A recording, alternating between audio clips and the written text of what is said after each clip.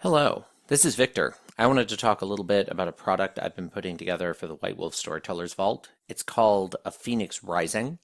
It's a campaign jumpstart for Mage 20th Anniversary Edition.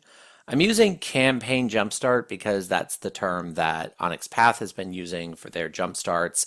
It's not really an adventure because it's a Mage text, and Mage has a long history of adventures not really working. If you have a module that has a planned story and you have Mage players, the whole thing is going to fall apart. And I had seen quite a bit of conversation online, even including Cedar Phil Mercado, about how adventures are kind of fraught in Mage's history.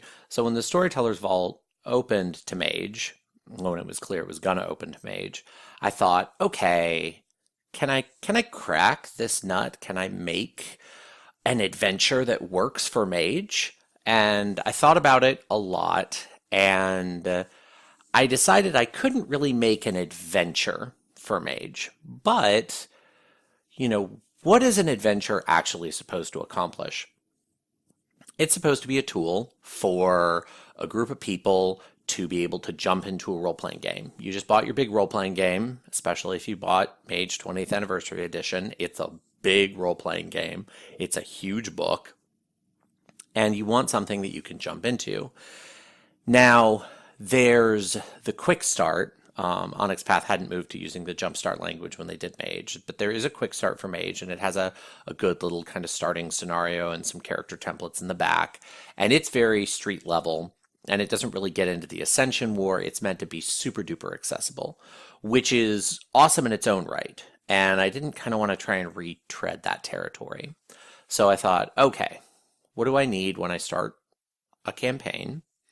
And what would be new? What would contribute to Mage, the line, in a way that hasn't been done previously?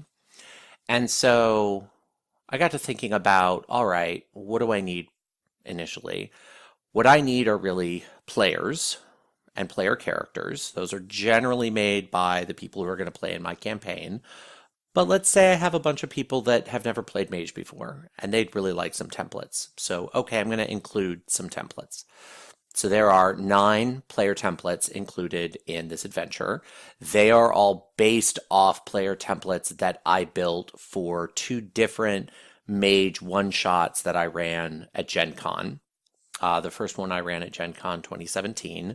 That's where the traditionalists and the majority of the disparates come from. And then the technocrats come from a Mage game I ran at Gen Con 2018. And then there's one disparate that I created just for this supplement because I wanted an even spread of 3 traditionalists, 3 disparates, and 3 technocrats, and I didn't quite have that spread in terms of what came out of those adventures. So I thought, okay, I'm going to take these as starting points. I modified them a lot. I integrated them all together. They're not quite the same characters as they were, but they're close. So that was my starting point. And the PCs really could be used on their own as a ready-made characters product. Mage doesn't currently have a ready-made characters product. This isn't quite as robust as a full RMC for like Changeling or Vampire with all the different configurations in the back, but it gets you most of the way there. So if you really just want to have some nice, robust player templates, this product will absolutely fill that need for you. The next thing that I need when I start a campaign is I need a setting and a conflict. And so I wanted to provide that. Instead of it being an adventure, instead of it being, okay, here are the exact things that are going on. This is Mage. I wanted to be high level. So I created the conflict. And this gets into that whole question again of what would really contribute to the line. When I look at most of the adventures for Mage, they tend to really pull away from the Ascension War. And, I've seen a lot of conversations even with Mage developers and Mage writers where they're like, the Ascension War is weird and hard and, it's fascinating, but maybe not for your players initially. I don't disagree with that, but I did think it would be nice to have one product that just went, no, let's do this Ascension War thing. Maybe some people are going to want that.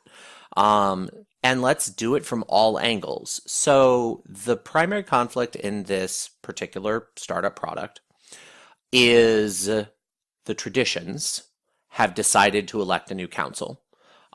If you know anything about the Reckoning storyline from the end of the Revised era or what the Mage 20th Anniversary Edition did with that, the council fell in the Reckoning. Um, Doisatep burned, all of the really major master characters were kind of taken off the board or killed entirely, inhibited in some way from being part of the main story. And that was to make everything more accessible and less high-flying. The Mage 20th Anniversary Edition, because it was trying to be every Mage for all players, it was supposed to be accessible to anyone who wanted to play Mage in any of its settings, said, okay, that happened, if you want it to, but we're gonna say for the main line it happened. The councils reached a new equilibrium. The technocracy didn't win as much as they thought they did. Things are up in the air and shifting again. But the traditions haven't elected a new council, and maybe they don't want to. They have the seats prepared, but they're rethinking things. I'm going to put an asterisk there. I don't know that anything that I said is really spelled out that exactly. It's kind of my read on the situation in M20. Other people might think something different, but there is no council. There is a center of tradition power. They have a main chantry again, but it is on Earth. It's not way out in the mystical spheres, detached from mages. It is much more in the weeds with the real mages living their life in these traditions sort of setup. And so I went, okay, well, let's say they're going to elect their new council. Why? Why are they electing their new council? What's going on? What would be a really tense and engaged place to do that?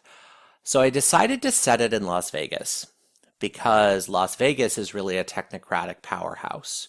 It's also a Nefandi powerhouse. It isn't written that way in the canon, but I started reading about Vegas. It is the #1 location for human trafficking.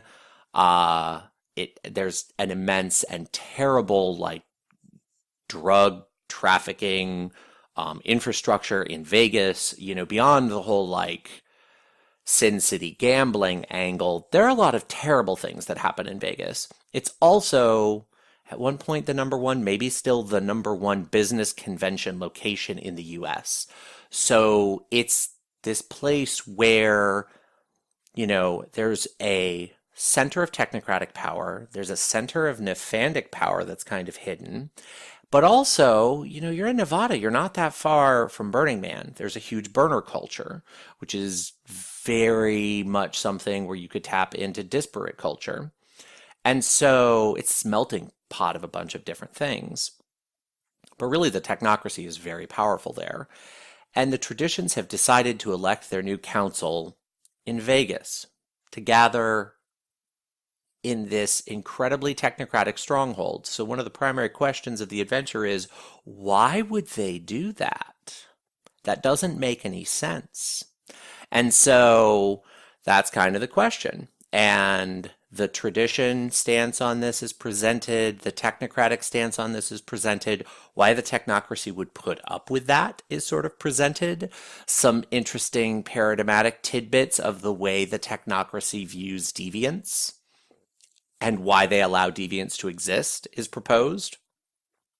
And then there's a whole disparate angle of, do we want the traditions doing this? Is this a good idea?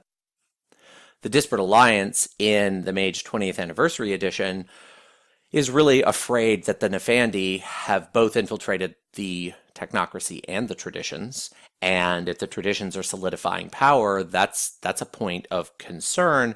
But also, a lot of the disparates have a really sketchy history with the traditions. Some orphans, one orphan in particular in this story, his cultural background ties back to the Kavadi or the Dream Speakers, and then tradition power waned, and he's sort of an orphan off on his own, but he has a cultural history with the Dream Speakers, and maybe he would rather stay separate now. And how would other mages feel about that? So, on one hand, this story has the potential to be very high flying. You have masters centering in Las Vegas. Maybe they start fighting in spirit realms underneath the skin of the world. Maybe it gets very, very powerful. Or maybe it's a story about a bunch of street level mages who have to decide what to do with the world spinning around them. The intention is that it can be either of those things. One of the big thrusts of Mage right now is street level or high flying, political or living your life with this crazy power to change the world. What do you want to do with that? But even the lowest street level, you're impacted by the world changing. So I wanted to create something where any of those things could be the thrust of your campaign. So this situation is presented, this setting is presented, all of these tensions are set up. And then there are a series of scenarios for the storyteller basically saying, here's what's really going on behind the scenes. There isn't one. There are several of them because this is Mage. So you can look through it and you might look at that and say, well, this is happening because tradition hubris, of course. They just want to thumb their nose at the technocracy. And maybe that's the truth. Maybe that's what you want to run. Maybe there's some nefarious thing going on and this is all meant to crash and burn. Maybe with the reckoning and everything, the union isn't the monolithic thing it used to be because control was cut off. Did it come back? Who knows?